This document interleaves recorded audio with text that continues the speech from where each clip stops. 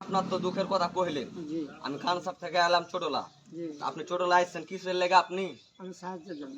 সাহায্য করেন? জি কেমন সাহায্য? ওই আমার ছেলে মারা গেছে, আমি তো কিছু সাহায্য চাই, একটা সার্কেল লেট করে বাঁচাতে পারিনি। রানা চেয়ারম্যানকে দরখাস্ত দিয়েছিল, জোসো কয় না, শুনতে কম পাই।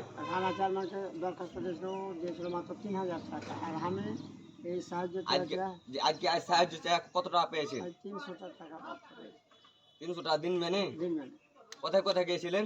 আমি গেছি মুক্তাপুর, কালাবালা, নাচল, তারপরে তোমার কালহোর, আজহর, দিয়ে আপনার আপনার ইয়াতে মাদ্রাসার মোড় দিয়ে জি। ইয়াতে গণতন্ত্রের জমা দেবে।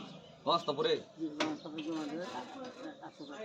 এই যে জুমার মধ্যে 100 টাকা দিয়েছে, অতগুলা মানুষ থেকে 100 টাকা মানুষ দিয়েছে। না দিলে কি করবো? না দিলে কিছু করার নাই, জোর করে তো লেয়া যাবে না। না, জোর করে। ঠিক আছে, আপনার দুঃখের খাইতে শুনতে পাচ্ছি।